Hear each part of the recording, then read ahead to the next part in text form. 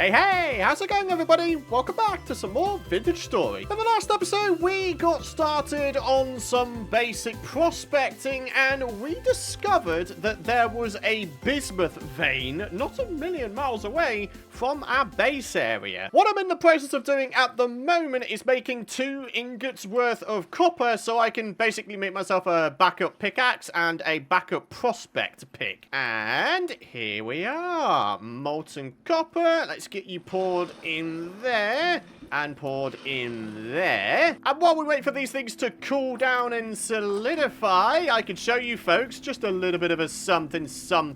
We finally have some fully grown crops. Unfortunately, due to the heat, we'll only get half yield, but I'm still pretty interested in seeing what kind of harvest we actually do wind up getting. So we've got 5 out of 5, 5 out of 5. Okay, so some of them are 4 out of 5, so we'll have to leave them to grow just a little bit more. 4 out of 5, 4 out of 5, 4 out of 5. Okay, right, so what we got going on? 26 turnips. That is not bad going at all. Right, so what time of year is it?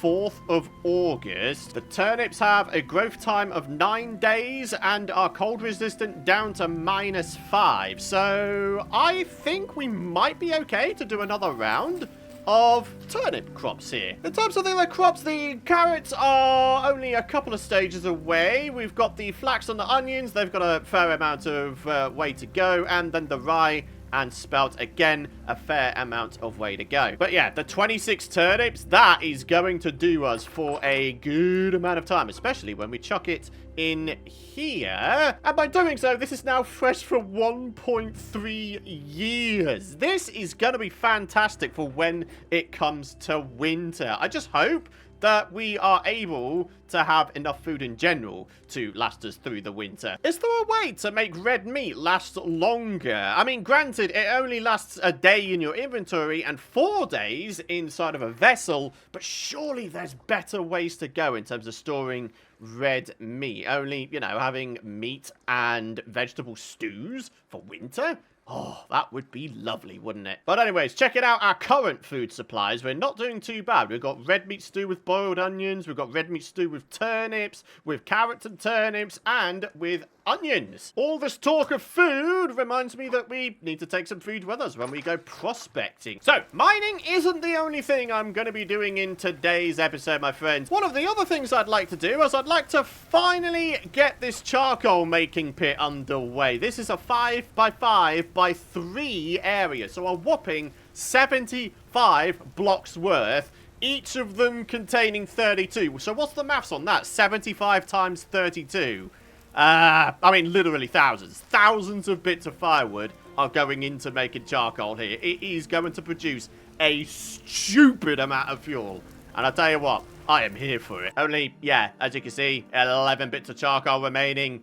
That's not going to last us too much longer, folks. So, I'm just going to quickly make myself a few axes. You might notice that I'm using stone axes to chop down wood for charcoal. I don't really feel like I want to use copper axes just yet because they run out far too easily for how much effort you have to put in to make them, I guess. So, yeah, that's why I'm using stone here. So, let's see if we can't find ourselves a whopping great tree to chop down. And while we're tree hunting, it gives me an opportunity to say a massive thank you for all of your lovely support throughout this series. Of course, if you want to continue supporting this series and indeed the channel, I'd really appreciate it if you drop a like beneath the video. And if you're new around here and you don't want to miss out on my future vintage story content, hit that subscribe button with those bell notifications turned on.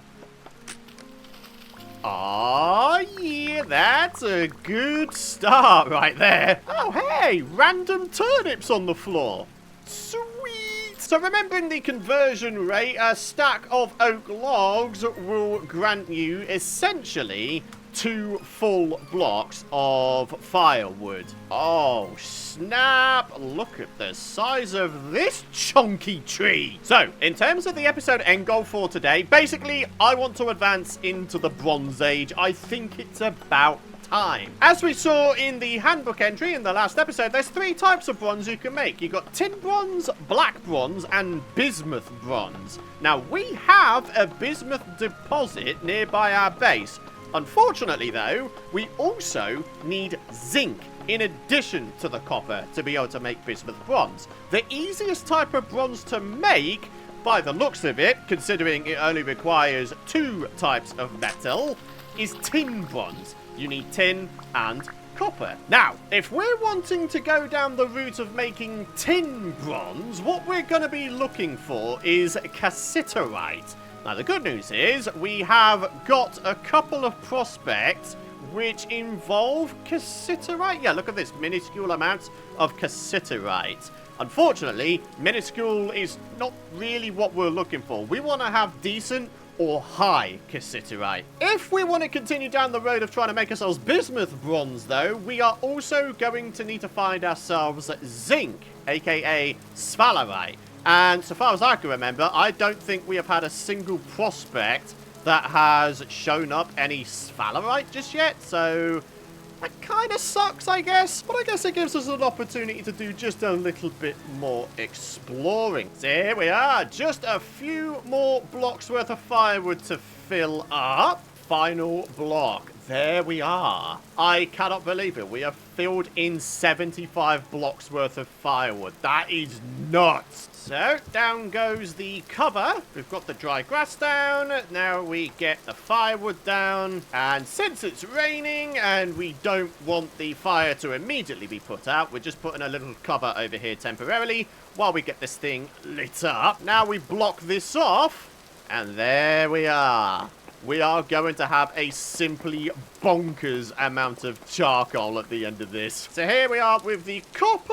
Let's get some backup tools created. Time for some well-deserved dinner after chopping up all those trees. Then we're going to head to bed for the evening. And then when we wake up, I think it's going to be prospecting slash bismuth slash cassiterite slash whatever the heck we get first time. I swear it's been raining for the last century in game here, but to be honest, I actually kind of like it.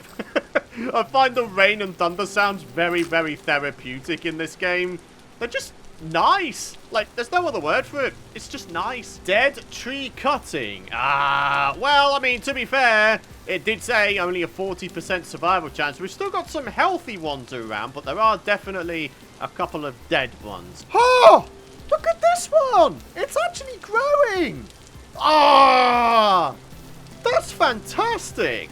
Our first apple tree that we planted down ourselves. It's finally growing. Oh, I am genuinely chuffed to bits with that. Anyway, I'm out here because I want to make myself a whole bunch of torches. And then we can head down into the cave, safe in the knowledge that we've got plenty of light. All right, very good. So check it out. We've got ourselves the bismuth ore right here. It was right next to the ladder the whole time. But since it was diagonally joined to the ladder, we wouldn't have been able to see it as we dug down. So yeah, that's kind of silly, isn't it? You ever seen that one meme? I think it's a Minecraft meme where it's like you got someone digging and within like one block of where they're digging is like a ton of diamonds and they just can't find it because they're going in exactly the wrong direction. Yeah, that's what this feels like. But anyways, we finally have some bismuth. And look at that, quality rich. Wow. Oh, I like that. So a rich chunk of bismuth is equivalent to 25 units of bismuth. That is nice. I like that a lot. Random side note, loving the sound of the thunder while I'm doing this.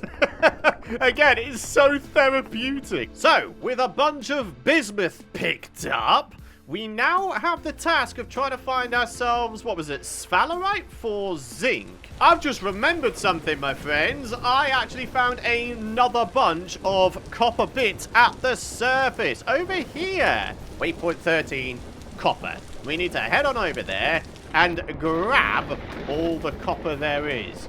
Oh, look at this. The vines are changing color.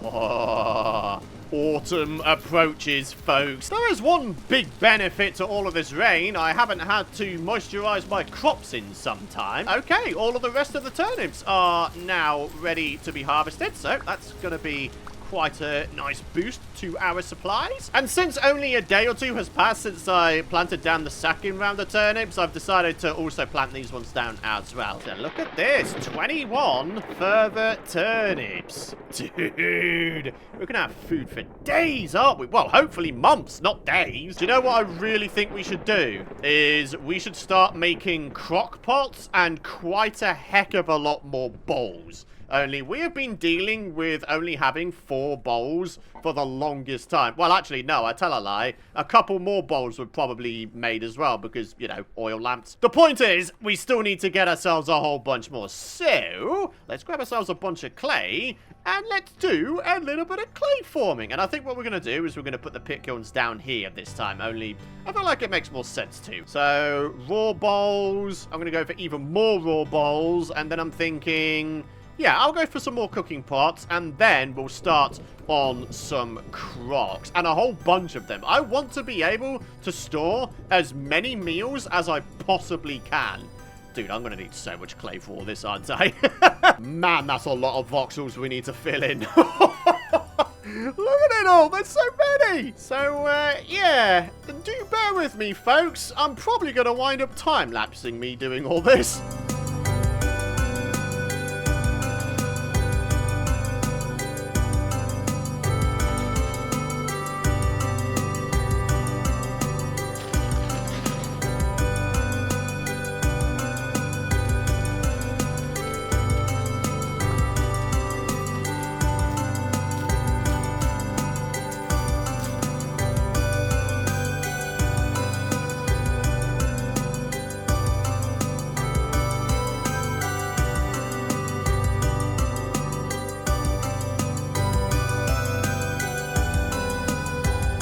Blimey O'Reilly, did that take a long time.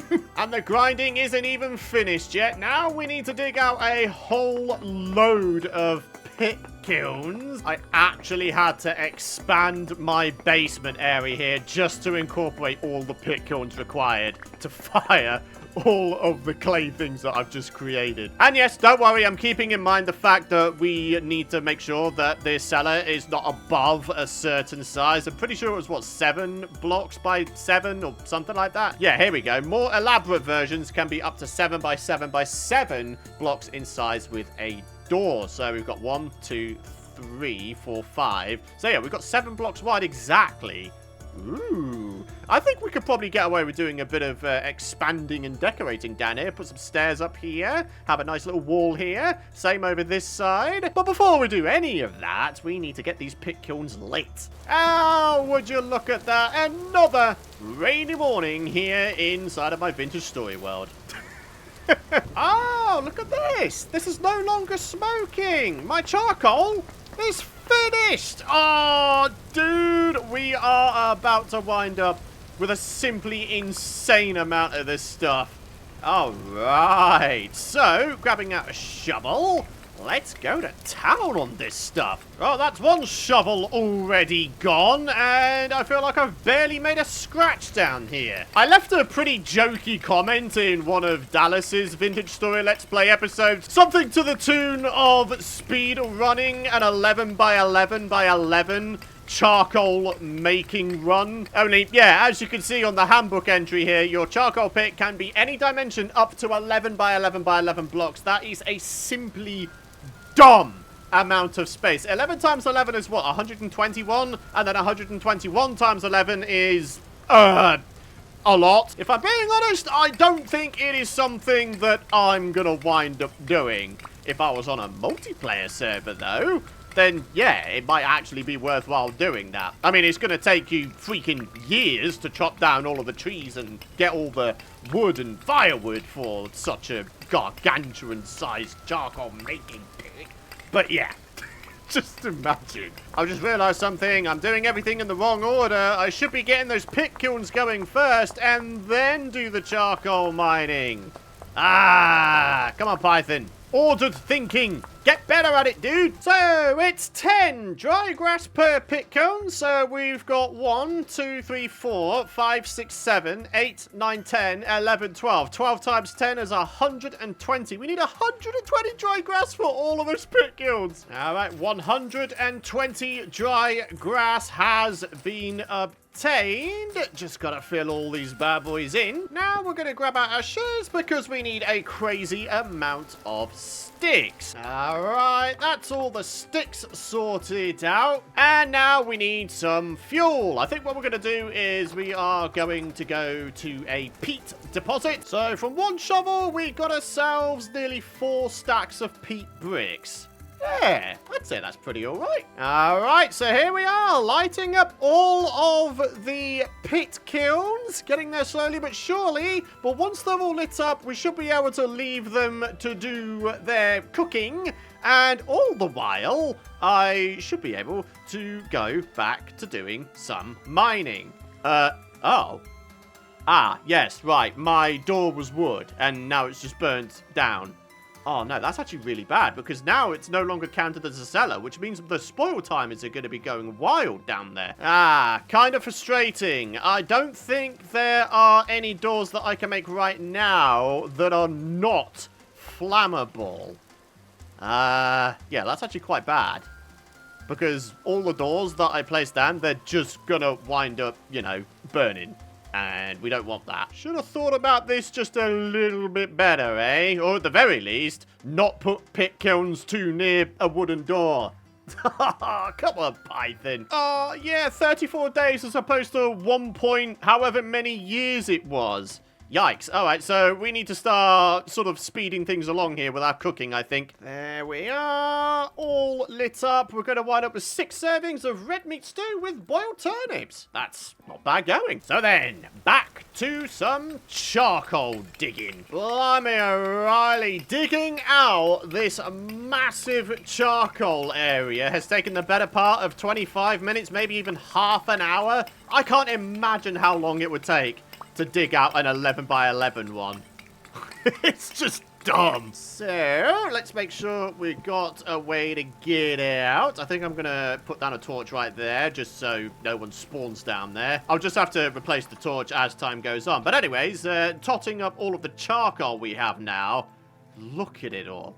Is that not one of the most beautiful sights you've ever seen?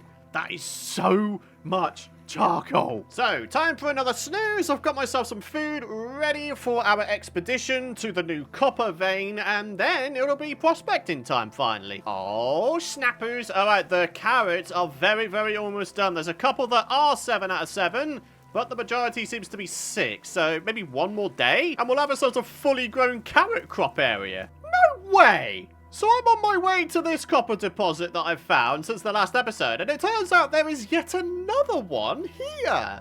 Native copper bits. Well, okay there, vintage story. I think for now, we'll just go for the one that was further away, and then should we need some more copper in the future, we can simply go back to the other one. So here we are. Pick these little bits of copper up. Oh, I didn't bring any shovels with me.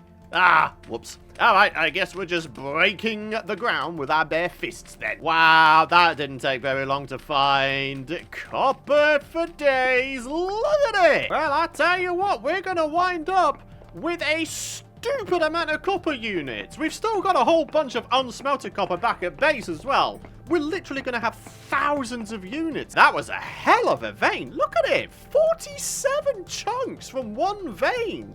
That is nuts. So, we have a choice, my friends. We can either go for sphalerite for zinc, or we can go for cassiterite for tin. As you can see here, it actually turns out we haven't explored our world, like, massively much. We haven't gone any more than, like, 600 blocks away from 0, 0. So, might it finally be time for a massive exploration trip? Oh, hey, more random turnips. Don't mind if I do. So, we've got a random stone structure here. Is there any chance of there being anything beneath it? Maybe a vase with some goodies in?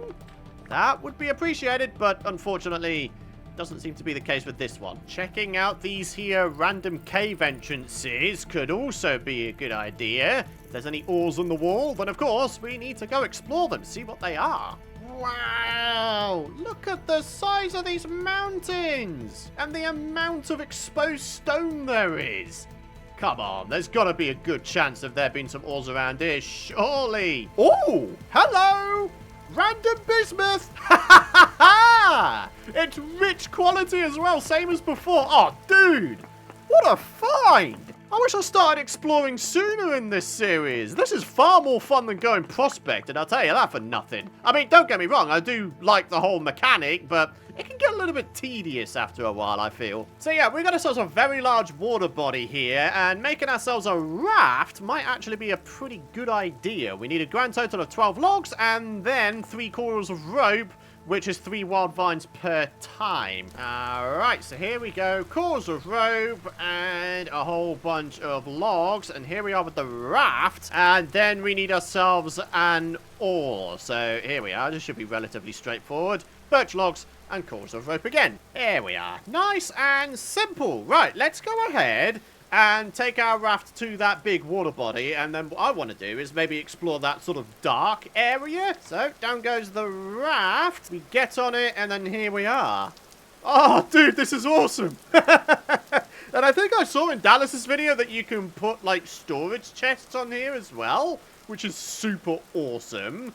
But, yeah, I want to try and get myself in here. Oh, wow, this looks not at all dangerous. I am literally lighting my face on fire. Man, this is a proper vibe under here, isn't it? All right, so we've got ourselves a bunch more quartz up there. Still no sign of any sphalerite, though. Question, can I pick this back up? Oh, that's actually super straightforward. You just shift and right-click and you can pick it back up. Hey, I like that. That's awesome. Come on, then. Time for some prospecting. Density, long-range search mode. Let's see what we got around here. Come on. Cassiterite, please. Poor ilmenite. Very poor bismuth and cinnabar. Nah. Well, hello there, random structure number 2. Do we think there's going to be anything under or around this one? No sign of any vases. No. I think this is just purely decorational. Huh. I do kind of like the stones here, though. Aged, polished rock. That's kind of nice. I know I can only grab a very, very minute amount of it, but I'm still going to take it because it's just a nice block. Very poor sphalerite has been located. Very interesting. Don't like the fact it's very poor, though. However, if there's even a slight trace of these things, it's probably worth sort of circling the area, see if we can't get those percentages to go up. Decent sphalerite. Hey-oh! I like the sound of that. We're going in the right direction, so if I keep going east, I might just find an even higher percentage of sphalerite. Come on. Good sphalerite, question mark. Very high sphalerite. Yes. Okay. Right, so here's what I think we need to do. I think we need to get ourselves back to base, do a pit stop, get ourselves a bunch of ladders, okay? Then we're going to come back out here, and we are going to get that sphalerite. How's my pit kilns doing? Yeah, they're all done. Right, I can finally get a door back up, and therefore get this thing classed back as a freaking cellar. There we are. So this thing should now be classed as a cellar again. Oh dear, there is a good amount of spoilage gone on here. That's not great. So yeah, note to future Python. Don't go putting pit kilns near a wooden door. That would make you a big old silly goose. So having slept the night away, I am greeted with a fully grown carrot crop. Oh, dude, I'm actually so hyped about this. And the best thing is, this hasn't been affected by the heat, so we should get maximized yield from this. I cannot wait. Look at it. 62. More than a stack. Holy moly. How many carrots? 2 stacks and 8? Oh my gosh. These take 11 days to grow and are cold resistant to minus 10 degrees Celsius. That's a better cold resistance than the turnips have. So do you know what? I think I'm going to plant down another carrot crop. Fantastic. What a great yield we got right there. Seriously, that is just brilliant. Lasting for 1.3 years. Dude, we are going to want for nothing when it comes to winter. Seriously. No way. No. No. Are you telling me that the leaves I just chopped up here with the shears to get myself some sticks for ladders has revealed some tin or bits here? Are you kidding me? It's right near my base.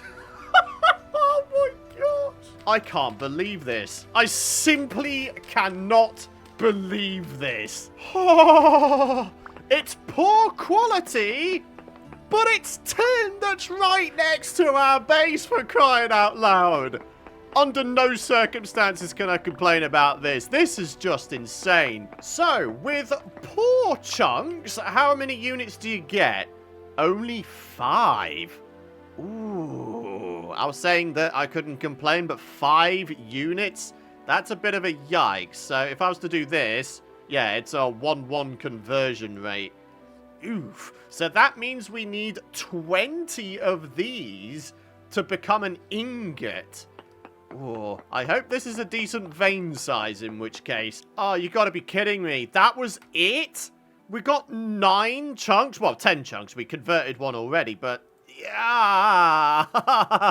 The game giveth, but the game take awayeth as well. We needed 7 more of these to become 1 ingot. But yeah, like I was saying, I was getting the sticks so I could make myself a bunch of ladders so we could go down to that sphalerite deposit. So I guess we're going to get back to that goal. 1.5 stacks of ladders. That's what we've got going on. Is that going to be enough? I certainly hope so.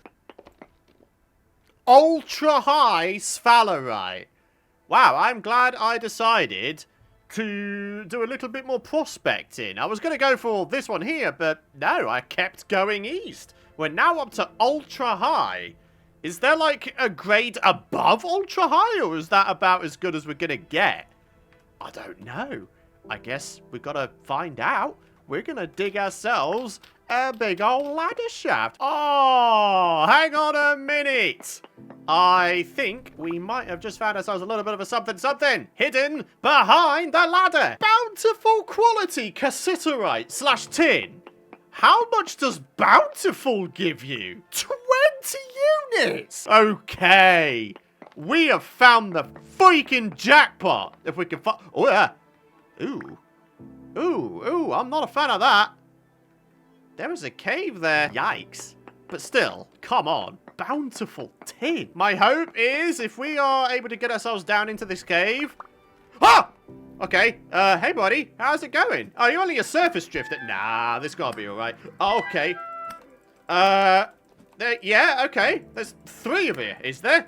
That's how it's gonna be, is it? Right. Yeah, that's cool. Appreciate that, broski. Right, let's have ourselves some poultices, and I'm going to continue slapping these guys around. Come on! Come on!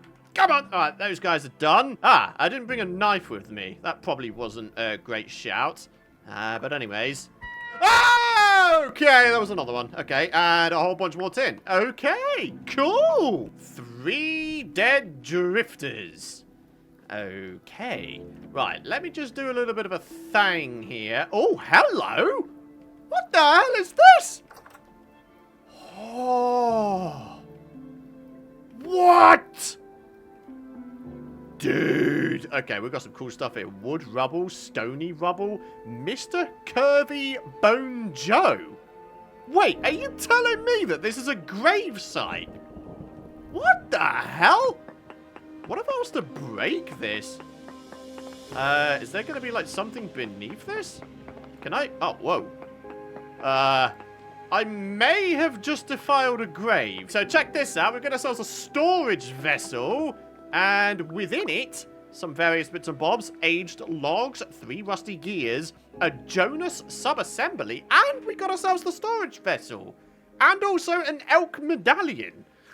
Wait, this is awesome. Check this out. Place on the brow of a tamed elk to claim ownership. You can only claim 1 elk at a time. interesting. All right, unfortunately, I don't think there's any more signs of any loot. So, yeah. But yeah, look at this. We've got ourselves some more aged, polished rock. Ah! Don't worry, it was only the stony rubble falling down. Don't freak out there, Python. But yeah, this is such a cool looking rock. I really want to be able to build with it. Or at least have it be like an accent material for some of our future builds. It's just such a nice looking block. Ah, hell no! Get the correct weapon out there, Python. Okay, that guy's done. Excellent. Righty-o. I think we are looking okay. Dude, there's so much random tin around here, though. I cannot believe this. I think the episode end goal is simply to be able to make the bronze, and the next episode will actually like advance into the Bronze Age, make ourselves bronze weapons and gear, maybe even try to start work on some armor. Only for the majority of the series we just flat out haven't had any armor. I think we made some very, very basic armor on maybe the first or second episode, but that is about as much as we have ventured into the whole armor side of things. All right, we have killed 4 drifters down here, but we haven't harvested them. See if they've got anything cool, maybe a little temporal gear action. Let's have a bit of a look. Nothing from the first one, nothing from the second one, nothing from the third one. Come on, give me at least a little bit of a something. 4 out of 4 having nothing. Gah, what is that? No more immediately apparent tin. However, if we go to node search mode, maybe some more will be revealed this way. Come on, let's keep it going, shall we? Cassiterite, small amounts. Okay, so we have mined the majority of it, but not all of it. Oh, there we are. There's a little bit. We're up to 37 bountiful chunks. That is a stupid amount. So we're back at the surface, and the time has come to get ourselves back to base. It is time to make some bronze to wrap things up here today. So here we are, finally back at base. What a haul we have here with all this bismuth, all of this cassiterite, and all of this copper. I mean, I don't know what else to say. What an incredible haul. So here we are with the rich chunks of bismuth and with the bountiful chunks of cassiterite, 20 units of tin. Basically, 5 of these will form an ingot. So we've got, what, 7 ingots worth of tin here? That is rather amazing. So tin bronze is an alloy formed with tin and copper, of course. What I'm going to do is I'm basically going to round these percentages to make things a little bit easier to work out. So if we do 90% copper and 10% cassiterite, what that means for us is we need to have 90 bits of copper for every 10 bits of cassiterite / tin, and you can see right here we'll create 500 units of tin bronze. Now, as you can see, we have a whole bunch more copper even still, so if we were to do that same thing again and distribute them nicely, look at this, 1,000 units. So charcoal has been placed in. Let's go ahead and light this sucker up, and yeah, we just got to play the waiting game now. So what do we want to do with the 1,000 units of tin bronze? Ooh, I'm thinking maybe an ingot and maybe an upgraded anvil. I mean, I'm presuming that a tin bronze anvil would be better than this one. This is tier 1. Well, interestingly, it doesn't tell you the tier of anvil when you hover over it in the handbook. It does when you hover over it here. You can see in the top center. But yeah, I wanted to know whether a tin bronze anvil would indeed be an upgrade. According to the wiki, I've just checked it out, it is indeed. This is a tier 2 anvil. So 900 units for an upgraded anvil and 100 units for just an ingot. And hey, check this out. I completely forgot. We had a whole bunch of copper stored away in one of my reed baskets over here. We could go even more crazy with the creation of a bunch of bronze. Now we've got 1,400 units of tin bronze coming. And you know what? Since I've got a little bit of copper and cassiterite left over, I know this is a cook nook, but I may or may not create myself some more tin bronze even still. I mean, why would I not, right? The more we have, the more amount of stuff we'll be able to create with it. So, do this, do this, do this. 500 further units. Oh, snap. All right, so the 500 units crucible of tin bronze, of course, is done first because there was a lesser amount of it. So, here we are. We can finally make some tin bronze ingots. Dude, this is so awesome. Should we get some molds going here as well? I'm thinking pickaxe. A prospecting pick? Would that be worth it? I'm not entirely sure. Maybe we'll go for a shovel and an axe. Though then again, we'll have ourselves a whole bunch of units left over from this crucible. So, yeah, we might be able to make ourselves just about everything humanly possible. And here we are with the big one. 1,400 units of tin bronze is about to go into an anvil mold. And we're still going to have so much left over. I think what I'll do, though, is I'll stick it in here. If I need to heat it up so I can pour some more ingots, then so be it. For now, I think we're looking pretty good with what we've got going on here. So on that successful and epic note, it is time to wrap up today's episode. Thank you so much for watching. If you've enjoyed today's jam-packed, filled to the brim episode, I'd really appreciate it if you'd consider dropping a like beneath the video if you haven't already. Hit the subscribe button and don't forget to ding that bell if you don't want to miss out on my future content. But for now though, we are on the verge of breaching into the Bronze Age. I am so excited for the next episode. So yeah, join me for that. For now though, thank you for watching. Have a great rest of your day. And I shall see you folks in the next episode. Bye bye.